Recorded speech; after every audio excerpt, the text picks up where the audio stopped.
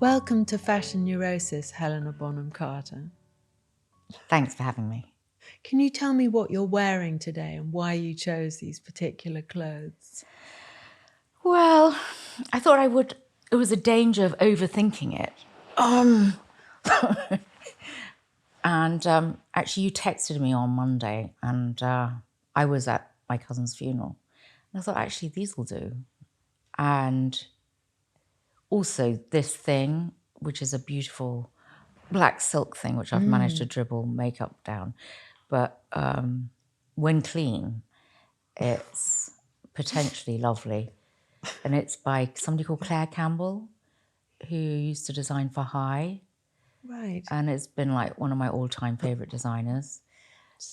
She used to do Gerbeau and then she was High. Oh, yeah. I've definitely heard her name. She's really extraordinary. And I love what she did, particularly when she was designing for High. And it's really clever construct. You can't really see because I'm not probably selling it in this. But it's like an old friend. You know how like some clothes are, it's a reliable friend who will forgive too. Because I'd go up and down, definitely have chunked up in the past year. But still, it's not one of the dresses that it still accommodates the chunk. And also I've decorated with a friend of mine who makes these little things. She's called Abby Walsh, and she just makes these little addendums, sparkly. And then this is a jacket that is Yoji, I think. But again, you can't really see it. The back, its sort of special bit is the back, which obviously you can't see. I feel comfy in it. Yeah. And I feel it's forgiving. And then I couldn't not wear something of yours. Oh, I love that. The socks. I mean, if I had a different body shape, I'd wear your stuff all the time. And I'm not just sucking up because I'm in a position of sheer vulnerability at this point. But I would, but I'm just not your shape. I mean, or maybe that's an insult to what you design, but I feel like if I was more androgynous, I do have one of your shirts, and I always love what you're wearing now with that, like the bow. Yeah. And I love pink and black. Oh, good, because I was wearing white and I switched to pink. Yeah. I was trying to match you without knowing what you'd be wearing. Telepathically. I mean, pink and black, it's not a bow or a tie, but I mean, I love that look. Yeah. But I also love a lot of what you make. I love the dog, which I wanted to ask you about, of your sign. And the Hello Cunty has just served me so well. Oh, I'm so in pleased. Mug form, in sock form, picture form. It tends to cover all my like wrap gifts. And actually, do you know, Cunty now is a really legit compliment, isn't it? It is, yeah. It's sort of You look evolved really cunty. into one because it started. I came across it because from there used to be this place, the Colony Club, that my father went to, and it was started by this old lesbian called Muriel Belcher, who Such a great name. referred to everyone as she. I think she started in 1949 even, and she used to call everyone, greet them, hello Cunty, and everyone was a she. And then Francis Bacon, who was her favourite, was the daughter. That was her biggest compliment. You're the daughter. Yeah. And so that's where it came from. I thought it was such a good story. And then young people sort of have taken up the word cunt as a compliment, like Alex Kansani, this amazing model. And she refers to things as it's cunt. It's such a good word, isn't it? It's so good. I just love the way it's... I'm so glad that now it's a positive thing, as opposed before, in some horribly misogynistic sort of ingrained way, it was an insult.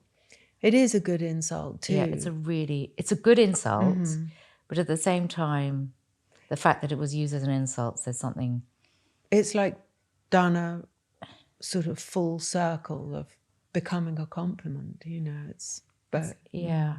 because you're a multi-award-winning actress and you've appeared in both independent and blockbuster movies. And age 13, you contacted a friend at school's acting agent and pretended you knew her and to get her blessing, and the agent signed you. And an actor friend recently, a very kind of quiet, introverted person, said, you have to want to live or die for this. And I wondered if that's how you experience it. It's an insane way of earning a living. And it is a gamble. You kind of have to live and sort of not really know what else to do with your life. Yeah. It's like, it's a very odd thing because it's taken very seriously, and you have to take it seriously, not yourself. But you do have to take the job seriously because it's so oversubscribed. And there's so many of us out there pretending to be other people. But essentially it's play. You know, we're just playing. I mean, when it's best. But to be honest, after a bit, a lot of the time I've been going like, okay, this is the last job. I'm out of here. And then basically I don't know what else I'd do. Or earn a living doing, you know? I don't know, with lots of actors, which bit do they actually enjoy? And which bit is the best bit? Yeah, I'd never thought of it like that, but what is the best bit? Because there are so many layers of fraughtness. Or so much fear, insecurity, terror, anxiety. I think the best bit for me, one of the best bits, there are quite a few best bits, is getting the job. It's possibility for me always is something that's the most exciting state of like seeing the chance for many possibilities and potential. And then bit by bit, they sort of disappear as you end up doing it because you have to actually make choices. And then, you know, the most depressing moment is when you actually watch the thing and you go, oh my God, where I just still me, or all the hope of, which is, for me, usually I basically want to escape myself and then I'm confronted with myself. So it's the same circle of like, yeah, I'm going to be finally free of this envelope. And then, oh no, it's just me again.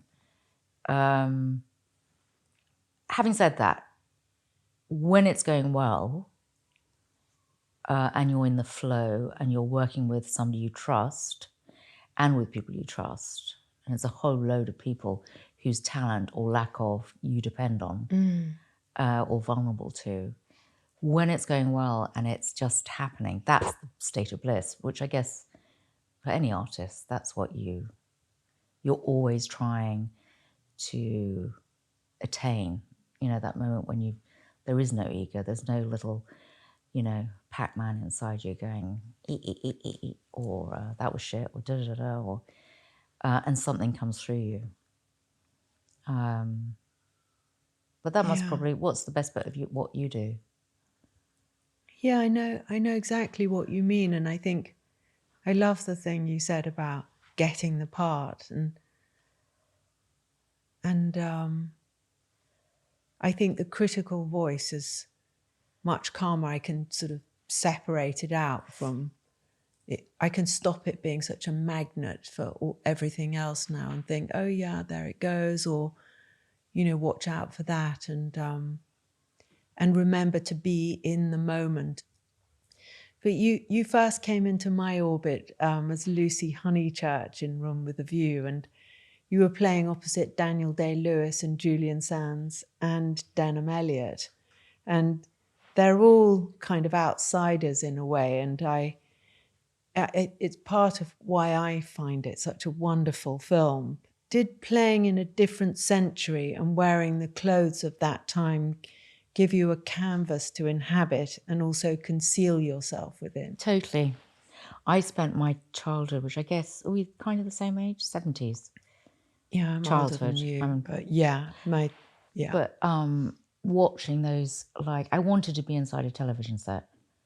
Really? And I loved period costume dramas. There was like a particular slot on a Sunday afternoon at about 5:30, which had like an adaptation of E. Nesbit or a, it was a E.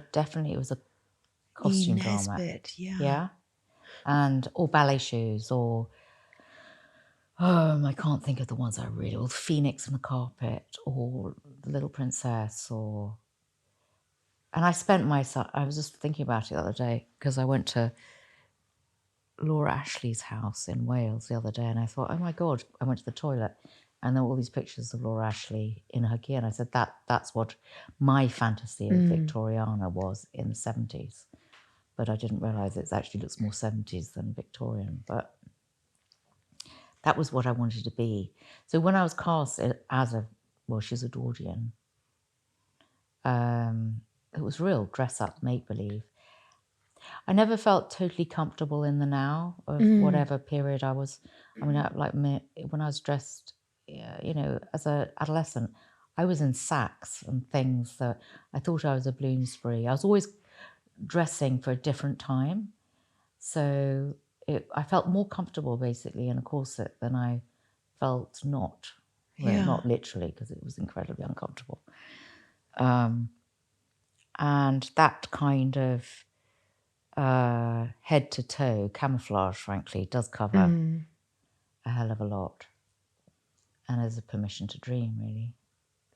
Because you had quite a delayed journey and entry into adulthood, and your still coming. I'm still happening, yeah. Your mother had a nervous breakdown, and then your father was diagnosed with a brain tumour, and an operation left him paralysed. And you said living at home may have acted as an unconscious chastity belt. And I wondered, did you imagine who would see beyond that and to be attracted to you? Well, quite a lot of people did. I mean, it wasn't exactly a highly functional, it was a pretty loose chastity belt. That's good. I mean, the screws came out. It was like, but I was definitely married principally to my parents until not until my dad died. But when I was 30, I thought I really have to move out. Wow. And that's when I very self-consciously walked up the hill and entered a estate agent. And weirdly enough, the one place that I'd seen 2 years before, when I was 28, but I still thought it was too soon, it had just come on the market again and was 100,000 less. Gosh. So it's sort of fated. And it's this particular space, because I'm pretty particular about spaces and envelopes. I mean, I'm particular about clothes. I'm also particular about interior envelopes and, how we furnish, how we dress our homes. So, and it was amazingly waiting for me, I felt. God, lovely. Yeah. So, yeah, when I was 30, I finally moved out, which apparently lately they've said, that the brain only stops growing once you're 30. So you're fully adult, the brain is. Right. When biologically. You're 30, when gosh. You're 30, yeah. Yeah, I knew there was something about 25, but I didn't know about 30. I related to you talking about dressing in in an androgynous way when you were a very young woman. And yeah, I was talking to my shrink about that because I was thinking about why you did it and why I did it. And he asked me if my mother had backed my femaleness as I was developing, as it was developing, and she hadn't. And I wondered if yours had. I think so. I think Mum, as a role model, was somebody who dressed very femininely and very exotically, and was definitely an example of someone who like dressing up. And she, as far as my femaleness, to be honest, I mean, my father was so ill. I was left very much on my own. I mean, she was an amazing mother and as present as she could be, but a lot of it was all about my dad in my teens, I guess. So, but I think it was more to do with the time that I was very into androgyny. And as I said, I went to Westminster, which was full of boys, school. Yeah. And I remember feeling, and then even later on, early 20s, feeling like if I was going to be taken seriously, I should dress more boyishly and have waistcoats and things. And there's a lot of sexism, which I wasn't really aware. But now I am looking back on it. I remember a really hilarious makeup artist, amazing man, but he said to me, like, women, really, there aren't many funny women. I remember him singling out Joanna Lumley, and I was going like, oh, really? Aren't there? Oh, I'm the wrong sex to be funny, or God. And it was this horrible thing that if you were sexy, you could be sexy, but that was it. Yeah. There was nothing else. You couldn't be clever. You couldn't be funny. It was like it would eclipse everything. So it was a difficult thing to be. So I didn't feel comfortable being a woman. Yeah. And I wanted somehow to be not patronized. I also had this determination not to be on high heels, partially because they're crippling. But I felt humiliated by them because I felt I couldn't run. So, and I felt you should be able to run away. It's that crazy idea. Yeah. But I just felt I need to feel empowered and myself. And I don't want someone looking at my chest. I don't want to be inspected, which is a stupid instinct given that, I mean, it's a great instinct, but then look what I've ended up doing is I've been in front of a camera for so long. So, but I know that I do everything to camouflage myself in costume and in life. It's constantly camouflaging. It's not about exposing myself. I'm not remotely interested in exposing myself. I'm very private and I want to invent myself, reinvent myself, but not reveal, which I think I'm basically in the wrong profession, you know. Because you've described liking to dress Victorian and you said, I wasn't mad on my thighs and lower half. My brother's... Still not, even less mad. You said your brother's nickname for me was PB, prominent bum. And but people fetishize body parts and many fetishes are for PB, prominent bum. Yeah. And I wondered if did you ever find yourself noticing other people's bodies because of your own self-consciousness? All the time. I mean, I'll always meet someone, I'll go like, oh, thin legs, lucky person. Yeah, yeah. Or, got a neck. Or... Because I was talking to my shrink about this obsession with a perfect body, which I certainly had a lot of my life, and especially as a young person, this rigid this terrible kind of exacting way of looking at myself. And he said, where do you think you got this idea of a perfect body from? But that's culture. I don't know. I think it was the 70s that somehow this thing you were talking about of there was a way to look. And Barbie. I mean, we were surrounded, like, very early on. You're given, sorry, I interrupted something. No, interrupt away. I never had Barbies or any of that kind of thing. Or did you have a Pippa doll? I didn't have a doll. I hated dolls. I wanted to have a doll's guillotine so I could chop their heads off. Hey, that's clever. I didn't have a doll or a doll's guillotine. So what did you have? I had Pippa dolls. I had Barbies, Cindy. I had a lot of dolls. They rag were dolls. These androgynous shapes with huge tits. So I thought that was it. Yeah. I definitely didn't have that. It's horrible to spend most of our lives thinking of what we don't have. And such a waste of time, ultimately. But I suppose it's something to do with what you can control or trying. Yeah. And then how everyone is making a ton of money going, oh, you can do this with that. And somehow with that promise of the perfect eyelash is, you know, a magically improved life. But I find there's something quite friendly and accommodating about fetishism then that is very including of what's supposed to be an aberration, that it values it. I mean... Yeah.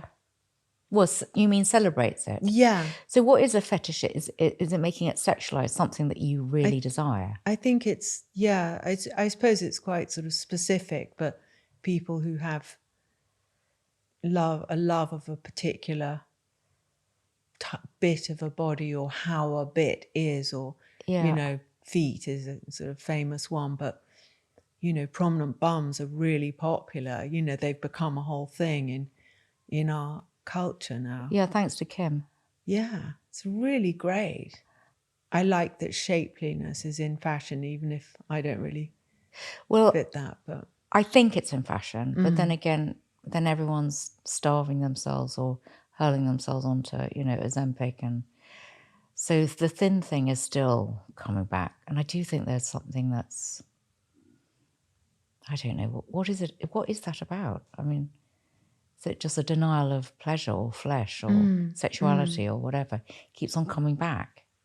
But then flesh seems to be what, when it comes down to it, what people do like rather than the opposite. Yeah, you don't want to get into bed with a skeleton. I mean, not most of us. And that's where clever cutting happens. Yes, exactly. You know, that's why I loved Claire, actually, because her cutting is transformative. And Westwood, that's why I loved her, because she really celebrated the female form. Yeah. Like the proper set of boobs. And whatever weight you were, you knew that it was like wearing a building in the best of sense. Like she could re-engineer your whole body just by putting you in a thing, and you go like, I know what shape I am. I think it's an armor. Yeah, you know, it and is. I think we need clothes. Well, I need clothes depending on, I rely on them to change my mood in order to make me feel okay for whatever event I need to do. It's like, what's my interior weather like? What does it need? And what do I feel that, what do I want to channel to make me basically have fun too? It is a sense of pretend. Then unfortunately you might see a photo of what you thought you were projecting and it's a million miles from what you were hoping. But it doesn't matter. I agree, because now I think there's bad photos too, and that isn't necessarily how you did look on that night. You can't capture, I mean, I know enough about, you're exactly right. There's bad photos. A photo is just one tiny second, and it's an amalgamation of the light of so many different things. But when one is truly animated, well, just in real life, like you and me, you know, that is a totally different thing. And that's the definition of a great photographer, of going like, yes, you caught that person, or painter. Yeah. You caught them in stillness. And what's the best compliment you've ever been given? It's funny, I saw that and I just thought, I can't remember. And then I thought, oh, that's typical, is that I'm very good at remembering all the bad reviews and all the criticisms. And my brother said the other day, I think, was it Churchill? Or somebody said that it was somebody else, that it's like failure is like, it couldn't have been Churchill because Velcro didn't exist, I don't think. Success is like oil and failure is like Velcro. And so like any criticism will just like encrypt itself into your, you know, stick. Whereas any success I just don't probably listen, I suppose. So I have no idea. But do you feel there's anything that someone said to you that has kind of resonated, that you've thought, oh, you notice that, you know, that it sort of reverberates somewhere or other. A director I just worked with, he said that there was something about me being very careful. That doesn't really... That doesn't sound like a compliment. You're avoiding it. There must be something. I met a priest at the funeral on the Monday, and he said, you give so much heart.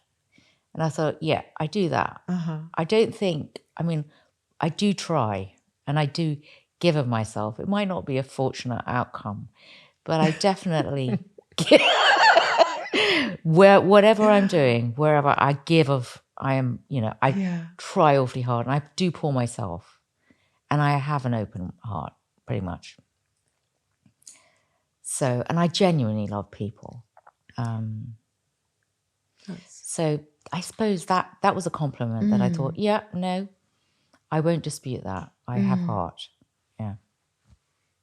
Yeah, it's interesting. I find things come in and then they just stop against a window pane. But I don't,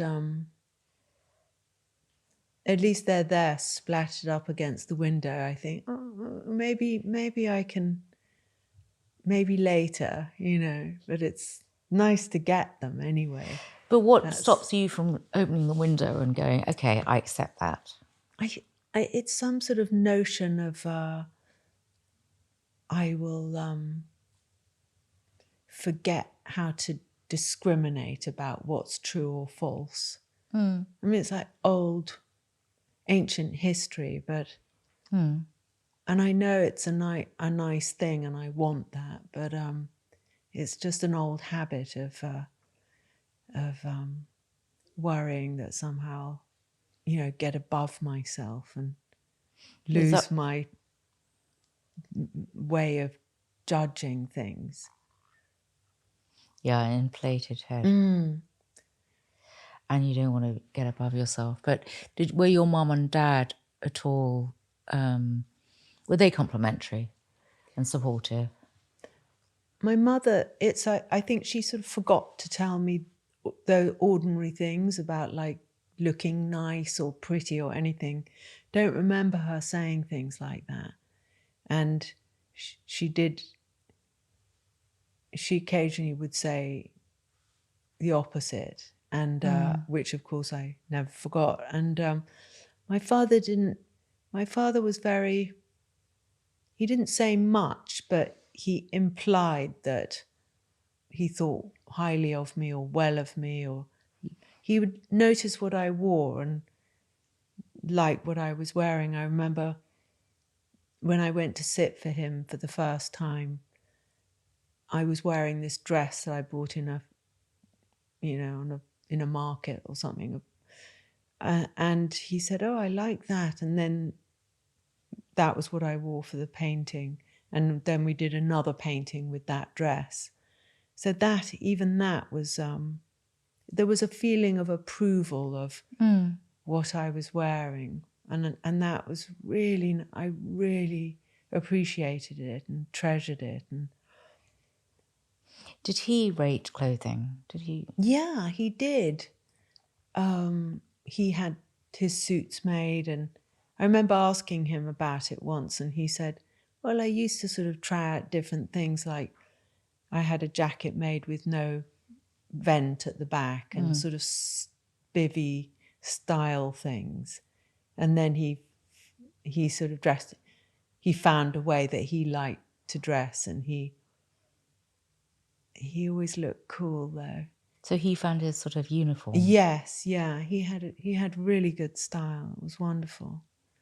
He used to wear grey flannel suits as well in the evening to go out, and he looked fantastic. And then he never wore a tie because I don't think he liked the feeling of the constraint. So he'd wear a silk scarf. He'd buy these silk scarves in the market. Then we'd all look out for them, and you can't get them anymore. I think we got them all for him because. But you said Meryl Streep once told you something you've never forgotten, which is the costume speaks before you do. And that's so intelligent, as all the clues are there. And do you think about that in your daily life? No. In my daily life, when I wake up and when I'm dressing myself? Think of what do you want to impart? Yeah. No, I don't think about what I want to impart, but I might feel like, what do I need to make me feel better inside? Or what will make me feel more together, frankly, or capable of functioning? Definitely match the envelope with, oh, this will make me feel grounded, or this, I feel this or that. And it changes, obviously, because one's forever changing. And then having said that, there's the reality of time. And I'll often wear the same thing for days. But like when it comes to packing for a holiday, or any trip away, that is a nightmare. Because I find myself packing, there's nothing capsule about it. Yes. There's nothing like, I have to find different gears. I have to make different outfits. And of course, I'm inventing this person who will change 3 times a day. I mean, there's no way that I'll ever wear what I pack, ever. And you'd think by now I'd learn. But so I have to complete like a get-up for each, not each day, but I'll take a lot of get-ups for different looks. But I'm not, I wish sometimes that I was like the jeans kind of person, that I had jean legs and I could just have 3 legs, 3 pairs of jeans, 2 shirts, I've never been like that. Like, who packs like that, Yeah. But that's like somebody who's just got a different body and different psyche to me. Such a thing, isn't it? Because I've never been able to pack in that succinct way, or hand luggage, forget it. Even if it's a weekend, I still like a nice, huge suitcase. Because even though I know I won't wear it, I need to have it there. And I think, well, maybe I might wear it, and that's enough for it to go in. And now I just accept that. And it's so relaxing, because I had a phobia about packing for years and years. Yeah, me too. It's so stressful. It'd take days and days. Yeah. And then I'd still forget some whole category, like pants. Yeah. Oh, so annoying. Or hair stuff. Or the crucial thing, like the toothbrush or the contact lenses when I wore them. Yeah. But instead I'd have 7 varieties of little, cardigan sort of typey things. And do you ever pack anything to wear that you think people will expect to see you in? Because you have such a strong look, and you do cross, eras. You do it in a very modern way, and I wondered. Oh, thanks, Bella. Yeah, you're really good at it. I don't think I ever pack to do anything to be expected. If anything, I think, I want to always. I never think about what people expect, to be honest. It's like it's quite a selfish impulse. And also, I do think part of my, in my head, my negative self-talk I've become such a cliche. I do think like, oh God, you look, and I always think that I'm transforming myself, and I go like, no, you're basically the same sort of silhouette or the same. And I've got too much on usually. My ex used to say, Tim used to say, most people was it Coco Chanel said, like, take something off before you leave. Oh, really? Yeah, which is quite a clever thing. Yeah. But he says, don't take one thing off. With you've got to take 7 things off. And it's true. It's just way too much. And I think I love decoration. And it's fun. And I also know it's going to be, it's like playing in toys with other women particularly. Like, oh, where'd you get that? It's fun. Yeah. So like today, I suddenly thought, why am I thinking? I thought, well, Bella might like it as this like pearl frame, a pearl, it's from frame, but, to hold my glasses, the pearls.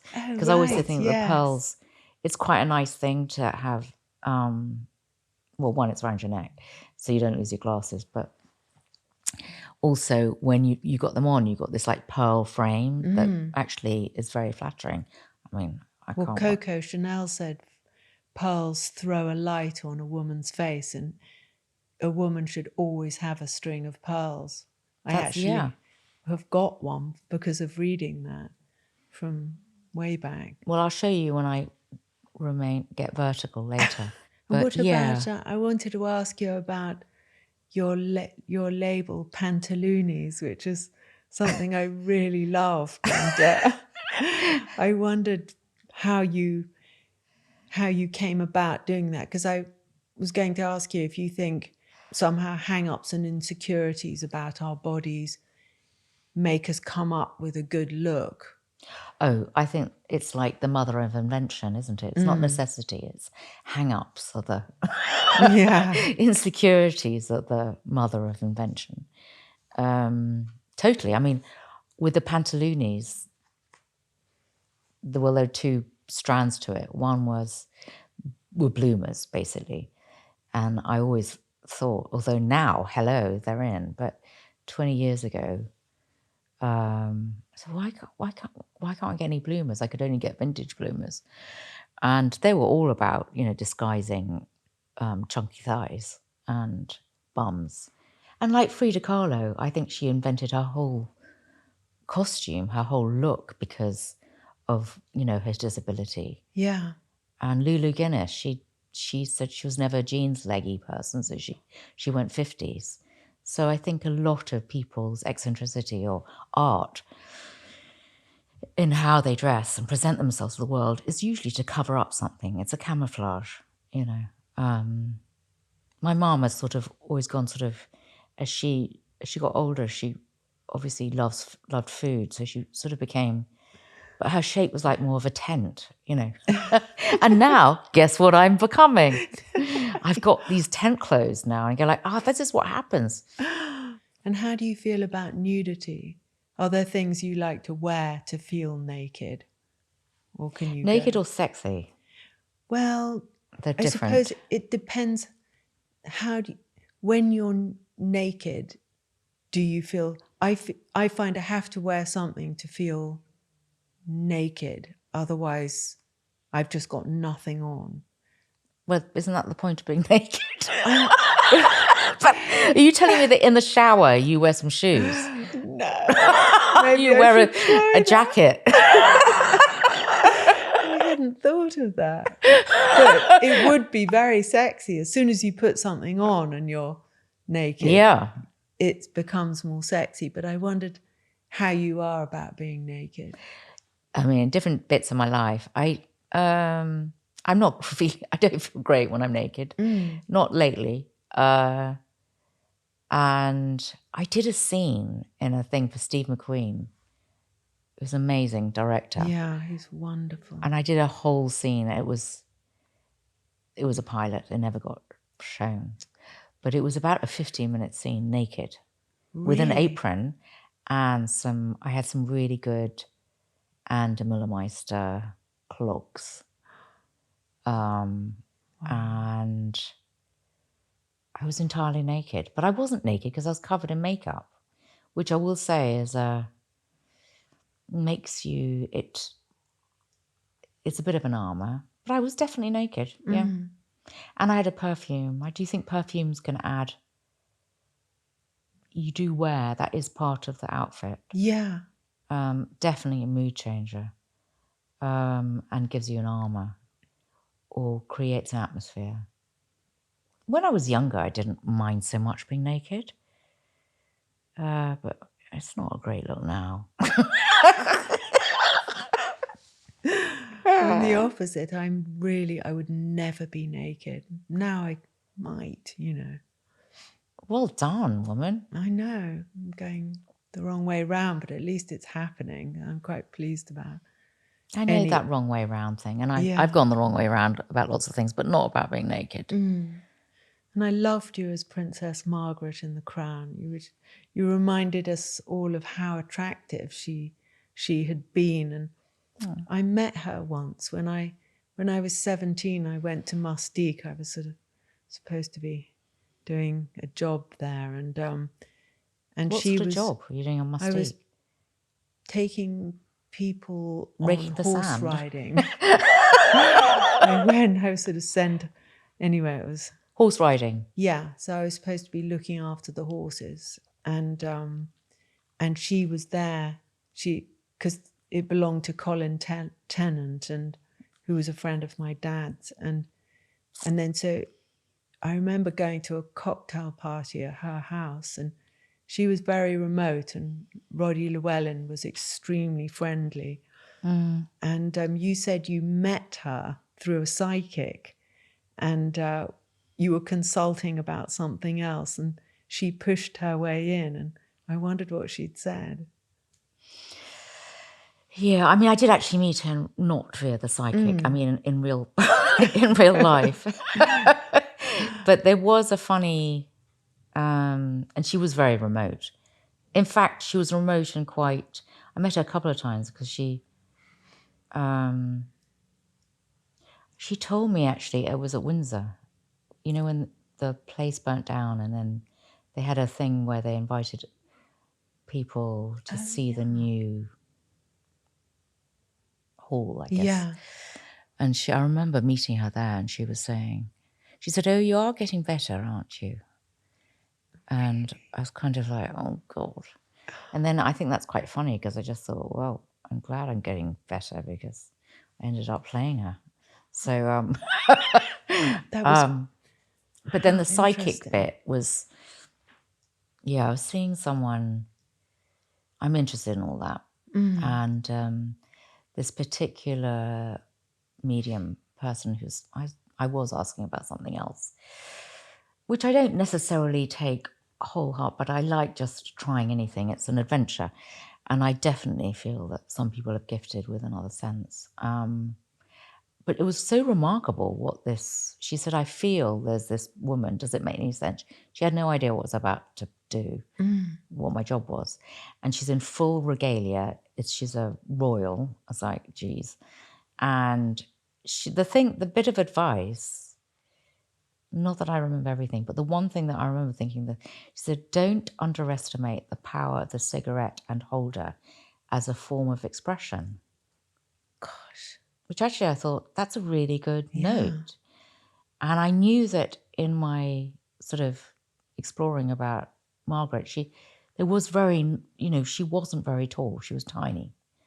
And I think Nikki Haslam said that was what she minded. She didn't mind about being, her younger sister and the heir, but she did mind about being so tiny, and that her granny had said something about her really early on when she was a child about being so short. So she did everything to elongate her. And if you're royal, your job is to be seen. So she was very good at posing, and that the cigarette holder, and that would be an extra line. She also knew about dancers, so creating lines in. That's so interesting. That definitely helped. So I thought that is actually a great note. God, that's brilliant, isn't it? I love the idea of her zooming into your. Well, she elbowed her way through because I wasn't actually consulting about. I do think, strangely, in a way, you kind of want to put it. If you're playing someone who actually existed and who's no longer with us, you kind of want them on side. Yeah. And you want to feel that you've got a responsibility, and also that they wouldn't mind. It's like writing someone's biography. You go like, it's a tricky one morally. It's a good idea there, because you've also checked out potential partners' handwriting with a graphologist, and I wondered what shone out about your boyfriend's handwriting, and what your own handwriting reveals to you, if there's anything that immediately occurred to you that you hadn't thought of from doing that. Well, the graphologist who I consult is my aunt, who is 95 and lives in New York, and is an amazing woman and unbelievably astute as a graphologer. And over the years, she's pointed things out to me. I mean, of course, no one in our family writes to her anymore, unfortunately, because it's like we don't want to have an X-ray, an MRI, as it were, psychological MRI. as someone said earlier. And no one writes anyway, sadly. I mean, I do love handwriting, and it's something that I actively enjoy doing myself. And I remember Renata saying years ago, "Oh, you're getting much more confident." And I had no idea. Gosh. And I had lots of different kinds of handwriting, and it doesn't matter. She still can detect what's going on in you. Yeah. And there's some amazing things she can tell to do with, it's quite complex. I gave my boyfriend, but she didn't, she looked at it for a second and said, actually, I don't want to look. She loves him anyway, so she just said, let's not even go there. That's So nice. maybe there's a question mark with that handwriting.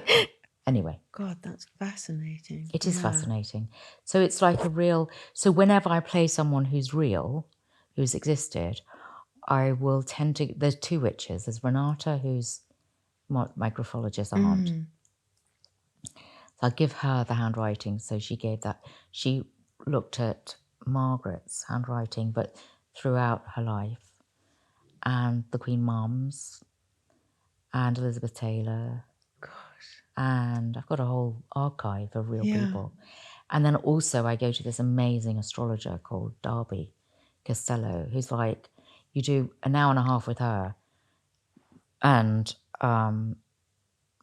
because with each, I'm pretty anal with research, you know, rather than reading the biography, which I'll read anyway, you'll have 3 inches of biography of William Shawcross on the Queen Mother. And you go to Derby, within an hour, you've got like 50-minute, you know, it's just concentrated essence of person there on a plate.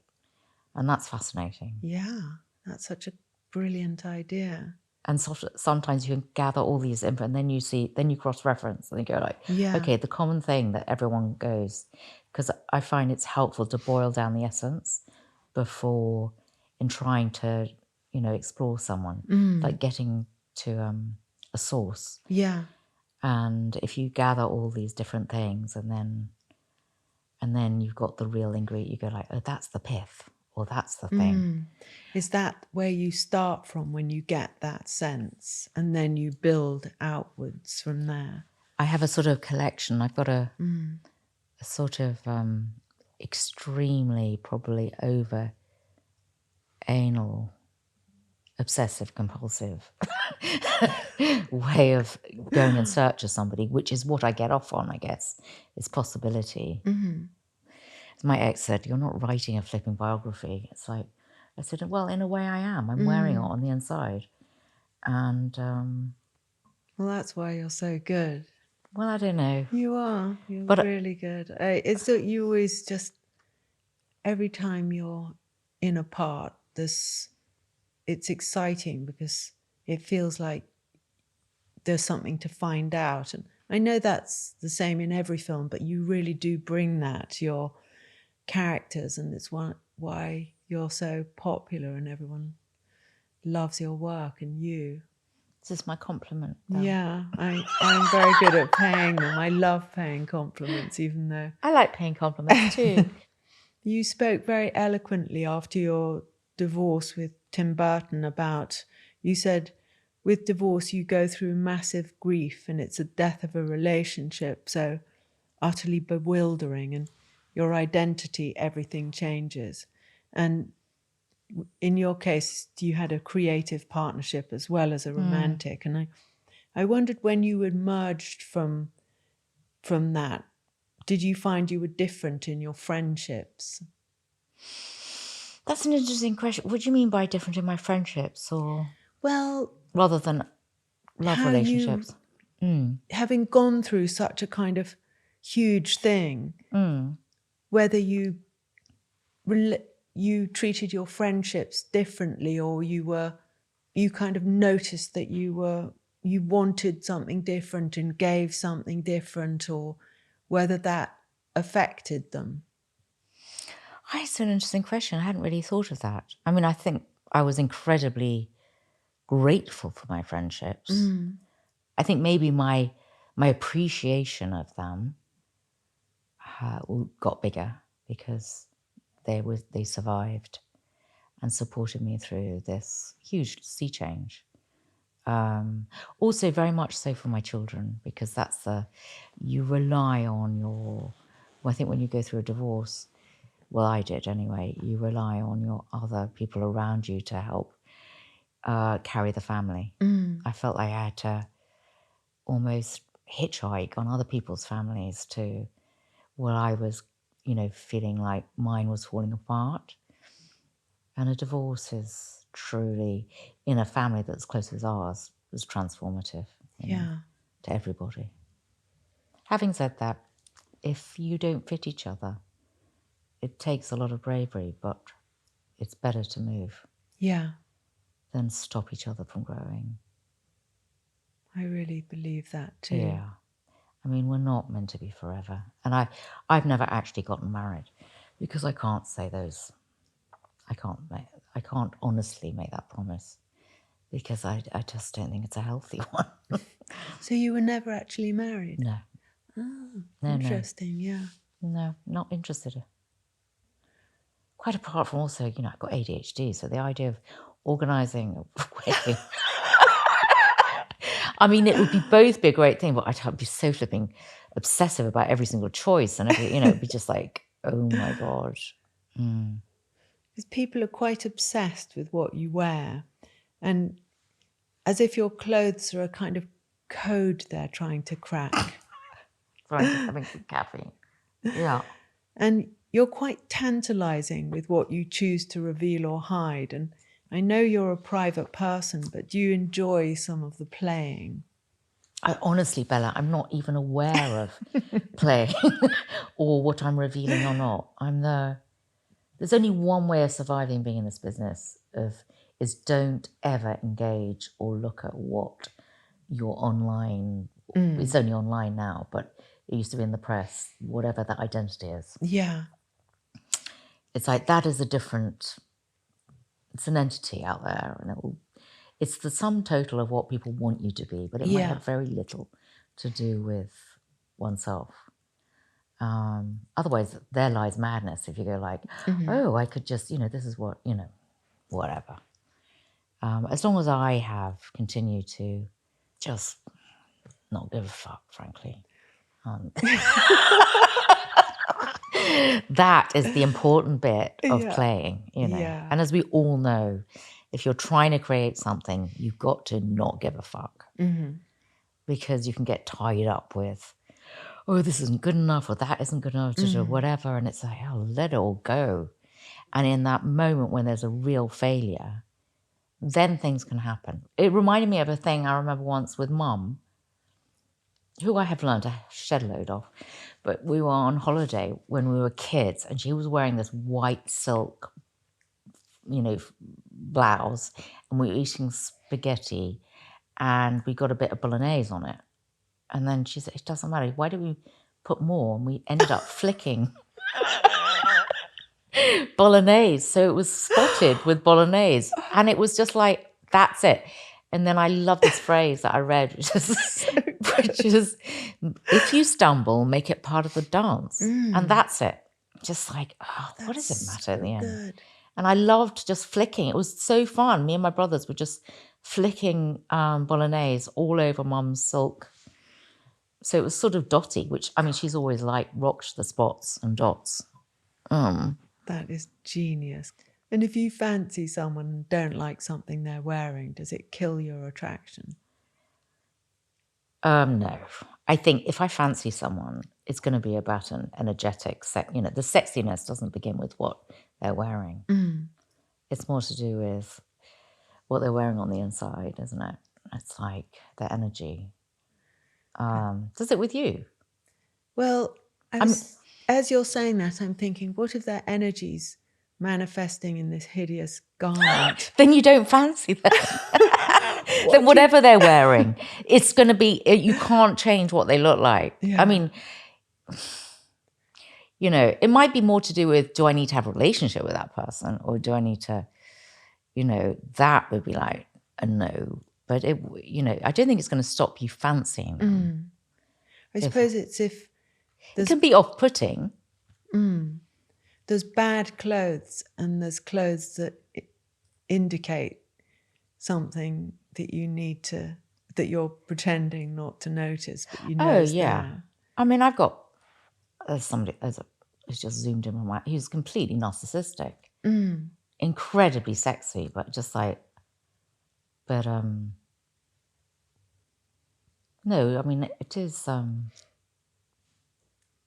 don't think it would stop me, yeah, it tells you a lot about the person, but it wouldn't stop me wanting to, you know, if you fancy them, you're going to fancy them. Yeah. You might be off-put, that you might go like, no, I don't want to, like, it'd be the same as them saying something really crass. Well, that would be just dreadful. The clothes Or are a good fine. warning. Yeah. Yeah. Good morning. No, a good warning. Oh. Good morning. No, it's goodbye. You know.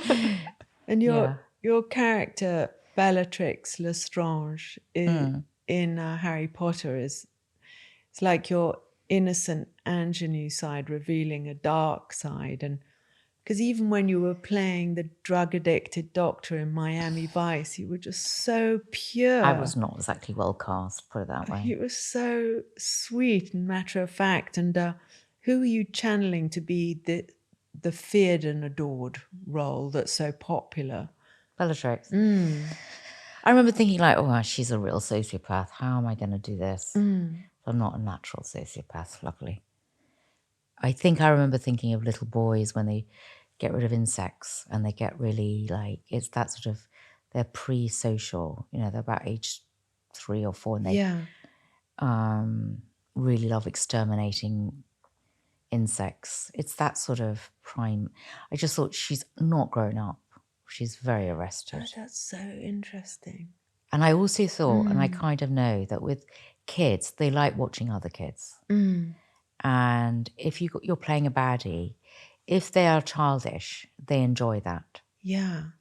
So, and I've got a natural, you know, I like being young for me is very easy inside. And my granny was like that. And my mum, we've all got a healthy inner child. It's so healthy, it's more outer than anything. There's nothing in her about it. So it's permission to play, you know. So. Yeah.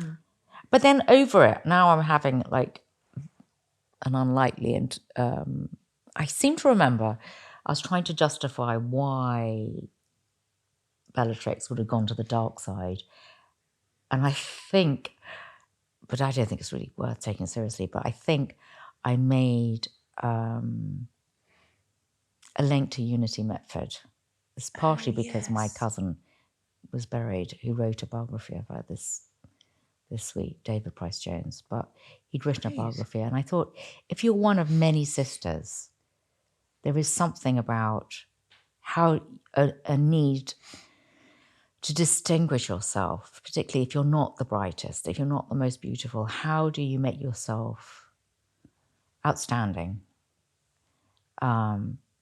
in a family of so many sisters? And that maybe it was that. It's right, I'm going to define myself by going off and becoming, you know, Hitler's mistress. Yeah. And that need to be adored by all of a leader. You know, it's a lack of confidence. One of the things I loved so much, one of your very short film that you made, the Prada film for The Therapy, directed by Roman Polanski with Sir Ben Kingsley, who plays a Freudian analyst. And while you're chatting away about your daddy issue on the sofa, he spies your coat, your fur coat on the hanger, and becomes ecstatically transfixed by it. It's just a masterpiece. And how did you come to play? How did you get that role? How did I get that role? Yes. I mean, it's always the best ones you just get offered. I mean, it was a bit of a no-brainer. Polanski said, would you play this part? So I was so excited because I had all the lines. And I was with Tim at the time. We went to Paris and stayed at the Ritz. It was a really fun weekend. And he knew Polanski. In fact, Polanski was around when we were first getting together. Yeah. And he just took one look. I took ages because there's a hell of a lot of lines, you know, weeks to learn it. And he looked at it just the night before and he said, it's going to be on Ben's face. I said, and true, it was. Yes. Me blabbing on the background. He said, "You're fine. It's going to be on Ben's face." So Ben and the coat, because it's a commercial for Prada. Yeah. But it was fun to do. It was Polanski. I mean, in Paris. you had Sir Ben. The whole of his team. I mean, you had the music writer, It was a mini film. The set designer who I met once. I'm trying to remember his name. He was a complete genius. Everyone was a genius, and God, it was just. And it was a one-day job. That was a no-brainer. Yeah, it's so good. Oh, it's just, I regularly watch it. It's just one of the great pieces. It's so good, and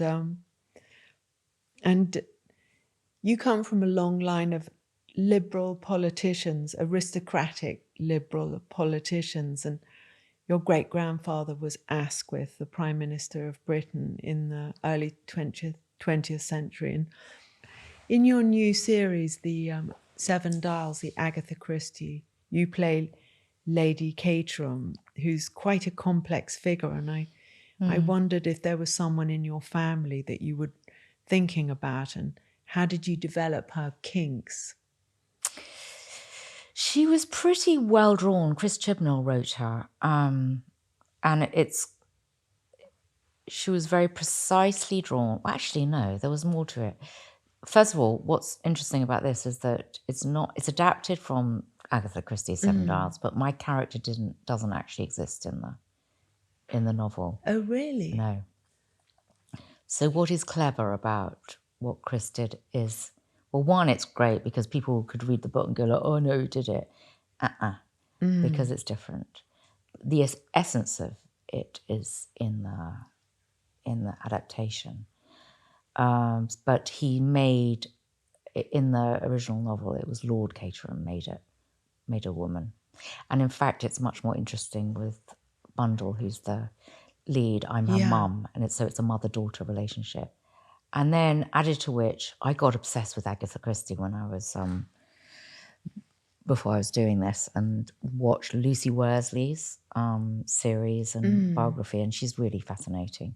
And I think a great woman in herself.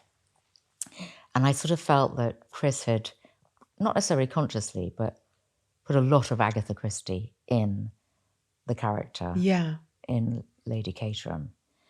And a lot about grief and the impact of grief. And Lady Caterham lost her son in the Somme. Yeah. So 10 years before the story takes place, and she's lost her husband in the Spanish flu.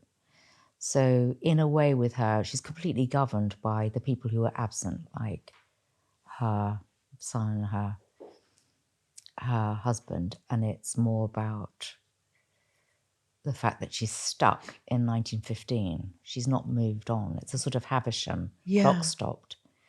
And she's not mourned, or she's not gotten over their loss. And I think it was only when I was doing it that I thought, oh my God, of course. I had to bury my son. There's a flashback.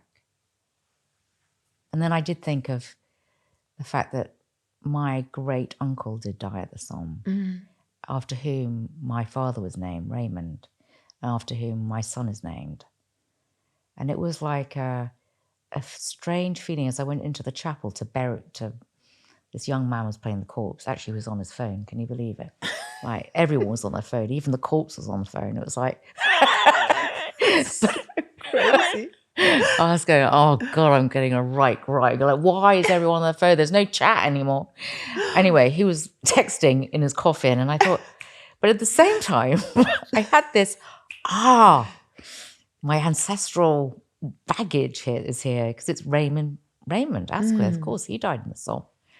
And there was a lot of no recovery in the family from his death. Yeah. You know, so I don't know. You can analyse, and you can also, but it's kind of, sometimes you find yourself doing things you don't quite know why, and then halfway through you go, well, of course I'm doing it because of you know, and it all makes sense. And I do think we carry our ancestors Yeah. and where we've come from. And they're only just here. And They seem to appear at strange times. I mean, I don't really think about it, but then suddenly someone who you never think about seems to be influencing something or other. I mean, it sounds a bit far-fetched, but why not? Yeah. it's not far-fetched, Bella. And it's our privilege. It's Also, true. it makes us less lonely Yeah, it's a really and less alone. good reminder, yeah.